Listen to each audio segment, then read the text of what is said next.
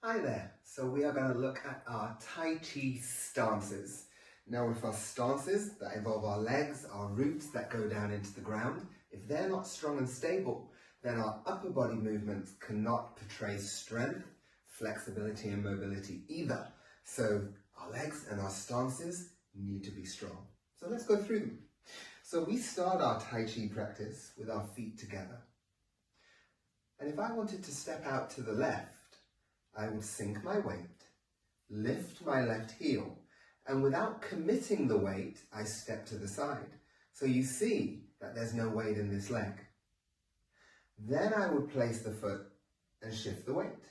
Now I'm going to move this leg, my right leg, so I lift the heel, the weight's here, and I can bring the leg in with control. So let's go the other way.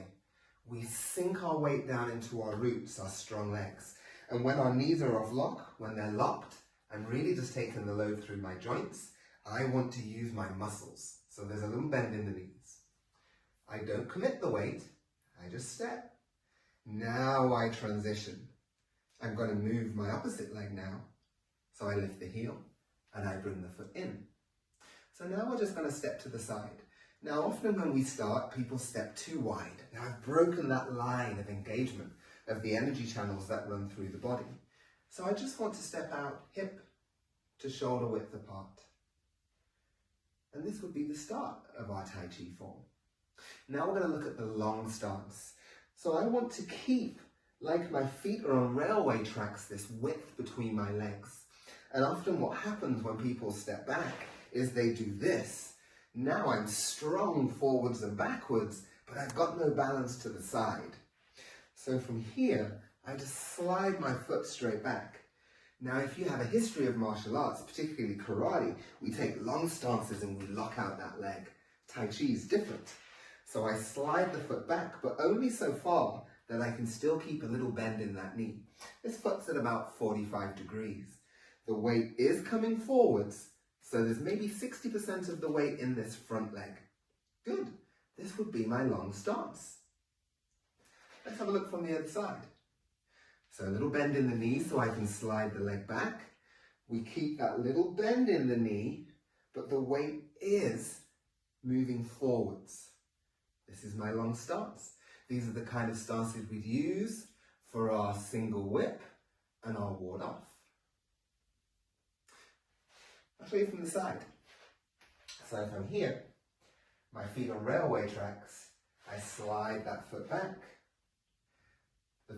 Feeling is that I can push forwards, I'm strong, I'm here, I could push. But the knee is not over the toes. It's back in the middle of the foot or over the ankle. Let's go the other way. This is our long stance. Good. Let's go into our next stance, which we'd use if we were in a position, if we were going to step back to repulse monkey. So again, our feet are on railway tracks. I slide my foot back and I bend into this knee, now about 70% of the weight in this knee, and I slightly lift my heel. It's not like a true cat stance, it's just slightly lifted. Our hand positioning would be here, but we're not worrying about the hands. You'll notice the body is not directly facing forwards. There's a slight turn to the side, 45 degrees.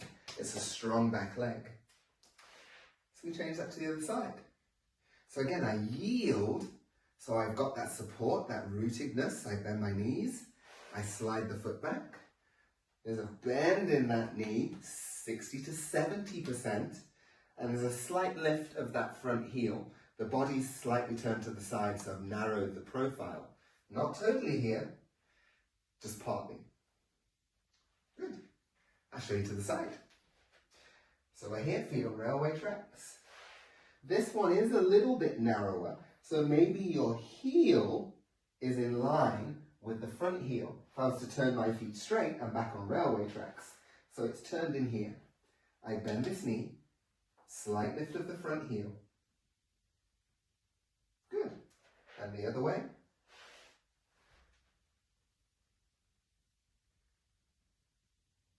Really nice. Good. Now I'm going to take you into one of our poses, then I call for the arms. I would call this the playing guitar, arms and legs. So from here, we have our feet hip width apart. I slide the foot back, I bend the knee, and here, 80% of the weight is in the back leg, and I lift the toes so the heel's on the floor. So kind of think like a guitarist. So how do I know I'm in the right position here and that I have 80% of the weight on this back leg? Without shifting my weight, I should be able to lift that front leg. What do I mean shifting the weight? Say this is your position. To lift that leg, you have to shift back so that you can lift it. You should be already in that position. We'll bring that foot forwards, feet hip to shoulder width apart. I slide the left leg back, I turn out the toes. I sit deep into that leg, 80% of the weight, and I lift the toes of this foot. And again, you should be able to lift that leg without shifting your weight. Good. I'll show you from the side. So here I slide back, I sit back, bend that knee, I've lifted the toes. And again, the body's not facing straight forwards here, slightly on that profile. And the other side, 80% of that weight. Can you lift that front leg? Good.